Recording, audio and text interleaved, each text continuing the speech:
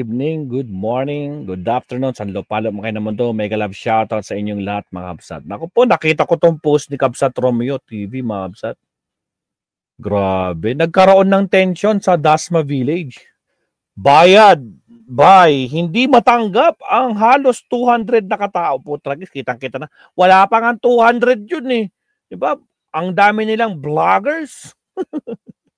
Mga kapit-tokong vloggers. Ha? Pero alam nyo mga kabsat, meron pang kanyan.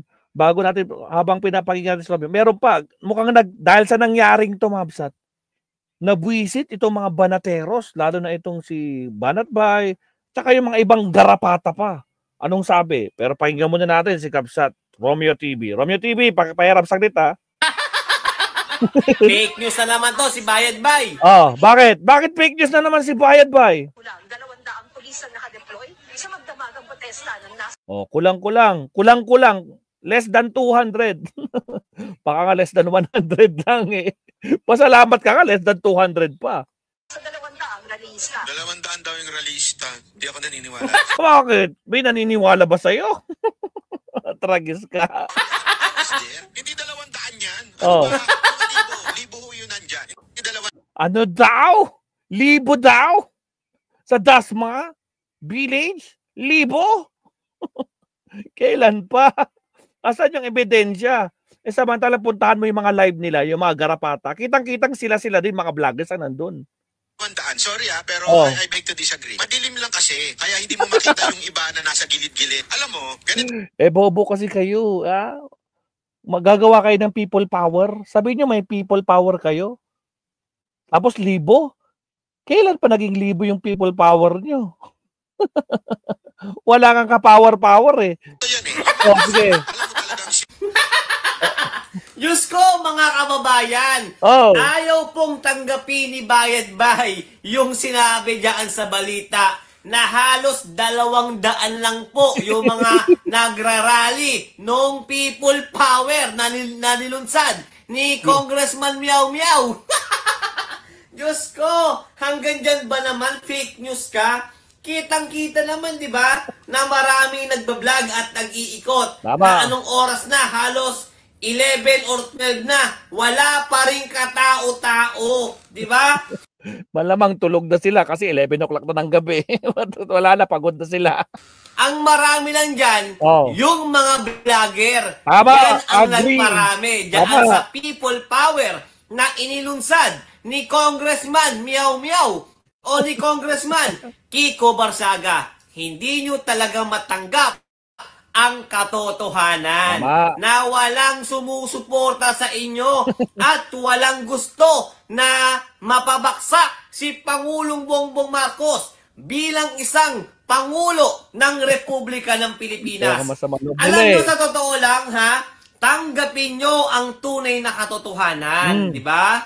Kahit anong gawin nyo, hindi nyo kayang mapatalsik si Pangulong Bongbong Marcos. Yan ang tunay na katotohanan. Ayaw pumalag ni Bayadbay mga kababayan, no? Anong gusto mo? 10,000 ang banggitin sa balita?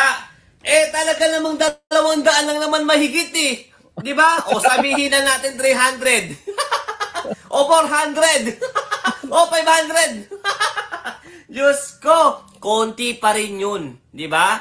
Alam nyo, marunong kayong tumanggap ng katotohanan na ayaw ng taong bayan na mapatalsik si Pangulong Bongbong Marcos dahil kitang-kita naman nila ang pagseserbisyo, pagtatrabaho, at ginagawa ni Pangulong Bongbong Marcos ang kanyang obligasyon bilang isang presidente ng bansang Pilipinas.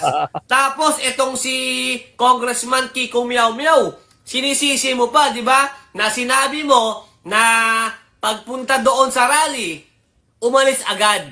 Hinayaan niya yung mga tao na nandoon. That's my problem with Kiko. Sorry Kiko I love you pero mahal kita bilang kapatid sa pakikipaglaban na ito. Pero Pati si Kiko, binanatan na. if you're really willing to die, sana you should stay. Kasi people are already coming. Ang ginawa mo, pumunta ka, nag-hi, hello, meow, meow, tapos umalis ka na. Na hanggang umaga. Tama ka, may punto kayo. Kayo na lang dalawang mag-away. Huwag nyo kaming idamay. Diyos ko, tanggapin na lang ang tunay na katotohanan na 200 lang talaga ang people power na nilunsad nyo. Yun lang. Yan ang tunay na katotohanan. Yo. Mahal ng taong bayan, si Pangulong Ferdinand Romualdez Marcos Jr. Yan ang tunay na katotohanan na hindi nyo maitatago. At hindi nila matanggap. Ayun lang, di ba? Nako po. Pero pagkatuloy yan punta na si Sir Ivan. May katuloy ito, punta si Sir Ivan. Sir Ivan, saglit lang Pasintabi, Sir Ivan, nakita ko yung topic mo dito sa mga banateros Wait lang, andito ba to? Or sa kanya? Sa page, sa YouTube niya, sa YouTube. Punta natin sa YouTube. Punta natin sa YouTube ni Sir Ivan. GL Reviews, di ba? Review.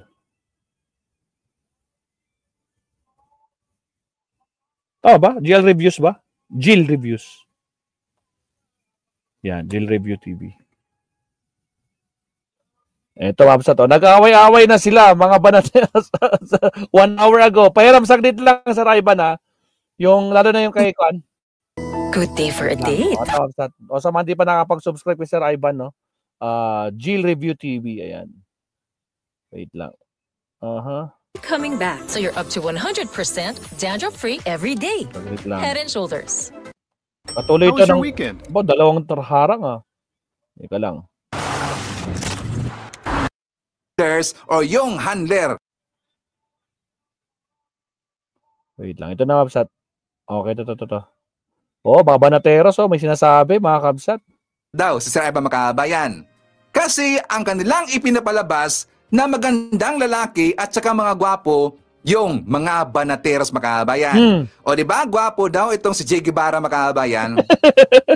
O di ba gwapo daw si Che Guevara, gwapo daw itong si Boss Dada, itong si Banat Bay, yung banateros mga gwapo daw Makabayan. Siguro hindi nila alam na every time magla-live itong banatero sa kanilang YouTube account, ginagamitan ho nila yan ng filter Makabayan. Hindi ba alam ng mga DDS na ginagamitan ho nila ng filter yan? Di ba napansin niyo ba? O sino bang nakikita sa personal ni Boss Dada, nakikita sa personal dito ni Che Guevara o di Banat Bay? Di ba iba sila sa personal Makabayan versus sa kanilang YouTube live nila? Iba. Bakit? Kasi ginagamitan nila yan ng filter. Mga DDS, hindi ito pagmamayabang. Pero si Sir Ivan, hindi po ako gumagamit po ng filter. Kasi ayaw ko po ng filter at meron po akong iniiwasan mga DDS. Totoo yan, hindi ako gumagamit po ng filter. Kung ano ang nakita ninyo dito sa ating vlog, fast forward, ng content. Bakit? Kasi siya po ay iningganyo, kinhire ng banateros. So ngayon, siya rin po ay sinuportaan ng DDS Makabayan. So nandyan siya ngayon sa DDS community. Diba? Itong si Sir Jack Argota, itong iba na yan. siya po'y dismayado. Kasi according sa kanya, sa kanyang vlog, na minsan na nga lang daw siyang sumama. Sabi ni Marat, minsan na nga lang ako sumama sa People Power, mas madami pa ang police. Sino may sabi? Banat Bay. Totoong troll account lang ang mga supporters sa Facebook. Tragis. Sa People Power daw o rally, bakit mas marami pa yung mga pulis kaysa mga rallyista Makabayan? Kasi nga diba napakita sila during po sa rally doon sa Forbes Park, napakita doon ito si Banat Bay. Nagkita sila ni Kiko Barsaga, pero siya po ay dismayado Makabayan. So ngayon, pato rin po ang banateros na itong si Jack Guevara, siya rin po ay dismayado doon kay Kiko Barsaga. Bakit si Ivan? Kasi nga diba itong si Kiko Barsaga, wala siyang ginawa doon sa rally sa Raha Sulaiman Makabayan, kundi miyaw-miyaw lang. Di ba? Ganun lang, ready na ba kayo? Di ba ganun lang po ang kanyang sinabi na Makabayan? Kasi alam niyo ba, excited po yung mga DDS na makita siya. Kasi pag-aakala ng mga DDS na nag-rally doon sa Raha Sulaiman, maraming sasabihin, itong si Kiko Barsaga. Pero sila po ay dismayado Makabayan. Kasi ilang words lang po ang sinabi ni Kiko Barsaga, puro pa miyaw-miyaw Makabayan.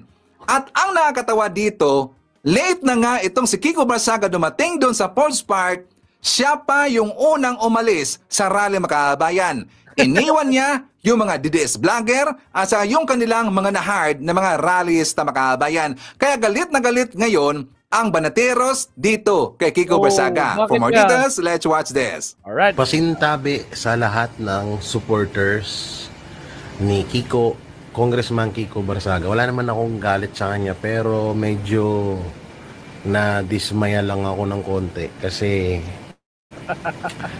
siya yung nagumpisa nito. Mga kabsat, sino nakakilala dito? Sa Bakulaw na to. Sino nakakilala kayo sa Bakulaw na to? Alam niyo yung history nito, di ba?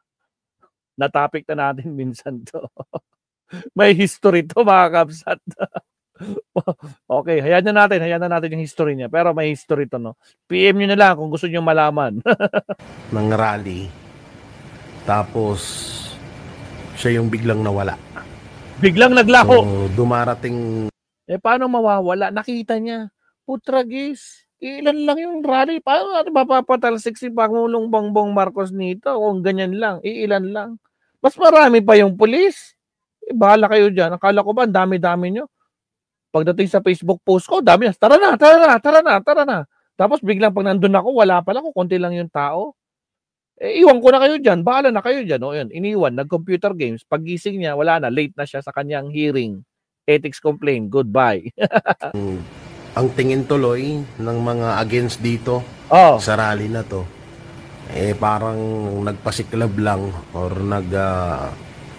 sa madaling salita, nagpapansin or nagpasikat lang si Congressman Kiko Barsaga dito. Okay sana yung ganito, kaso naano kasi ako dun sa mga kababayan natin. Iniwan siya dun eh. Iniwan sila doon. No, sana kapag sa susunod na mag-ano ng ganitong rally, sana wag mong iwan or hindi mo iwanan yung mga tao.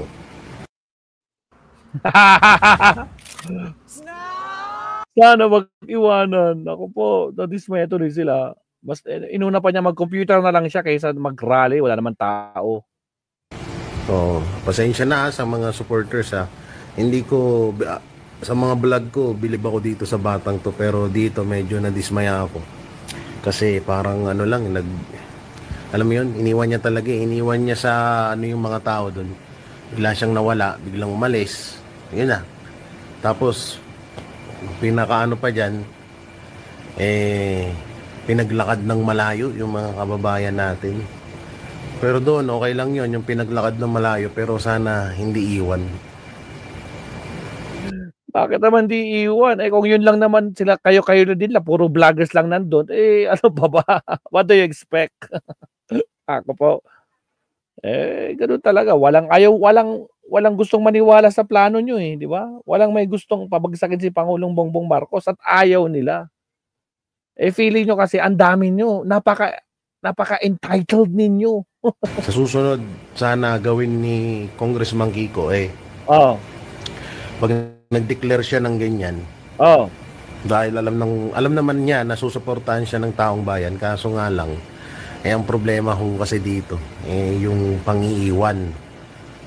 So, hindi ko nagustuhan yun kasi, diba, dapat siya yung mismong nandoon. Huwag ka mag-alala. Hindi ka rin naman namin gusto. Sino may gusto dito kay Jay Guevara? Press 1. Sino may gusto dito sa Bakulaw na to? Maabsat, sino may gusto? Ito nakipaghamon pa, gusto makipagsuntukan kay Torre, di ba? Pero hinamon ni Takero. Putragis, tayong dalawang magharap, sabi ni Takero. Hinamon din ni Tiger 99. Tayong dalawa lang mag-boxing, di ba? Total, sabi mo naman, gigil na gigil ka. Ito na, tayong dalawa na lang. Bakit si General Torre pang hinayaya mo? Mag-boxing kay ni General Torre. Putragis. Scammer yan, sabi ni Alga Makawili. Sabi ko kasi marami to guys, marami tayong sasabihin dito sa Bakulaw na to mga kabsat. Ako po, tandaan nyo pati si Ninyo Barsaga, maraming pasabog dito. O sige, tuloy. Siya yung mismong naka-front doon at siya yung mag-ano ng kapayapaan doon sa rally na yun. Alam nyo, nakakatawa talaga itong mga didis mga kabayan kasi hindi pa nila alam na sila po ay literal na tanga at saka oto-oto. Sabi ko na nga ba Tama ka dyan, Sir Jill. Sarayban, tama. Tumpak yan. Hindi kasi nila napansin na sila po ay ginamit lang ni Kiko Barsaga mga kababayan. Ginamit sila ni Kiko Barsaga para sumikat itong si Kiko mga kababayan. Ngayon, sinakyan kaagad ng mga DDS. Bakit? Kasi nakita nila na daw anti-Marcos at saka anti-Romualdez mga kababayan. Kaya sinakyan nila kaagad kasi bumabor sa kanilang naratibo mga kababayan. Pero hindi nila alam, sila lang po ay ginamit ni Kiko Barsaga. Ito si Kiko Barsaga, hindi stable ang kanyang pag-iisip. Meron siyang sinto-sinto na utak makabayan at saka pag-uugali. Nakita nyo ba ang kanyang interview kinaumagahan makabayan? Di ba sabi ko na Lunes, meron pong hearing na ethics complaint dito kay Kiko. Ayun na, salamat Sir Ivan, maraming salamat. At least narinig din yung mga salita ng mga banateros na bakulaw ni Banat by Koke at saka ni Kwan. Itong si Bakulaw J. Guevara. Salamat, Sir Ivan. So, ayun, Kapsat, nakita naman natin, no, talagang, nako po, pati yung mga banateros, mga Kapsat, no, yung mga garapata, nako po, galit din kay Kiko. Kasi nga, iniwan sa ere. Sabagay, kung ako rin naman si Kiko, di ba? Putragis, ang dami ko nang ginawa, ang dami ko nang ingay na ginawa din sa social media. Sabi ko, tara na. Pababagsakin na natin si Marcos, di ba? O this will be the worst time na magde-declare ng martial law si Marcos. Bukas magde-declare siya, okay, di ba? Nangyari ba? Wala eh. Napaniwala kayo eh. Mga bobo kasi kayo. Kayo. O di ba, Mabsat? Agoy, sakla to. Alright, thank you. Next topic tayo, Mabsat. Agoy, kamote talaga o. Mga talagang walang utak. O sige, tuloy. Subtopic tayo, Mabsat.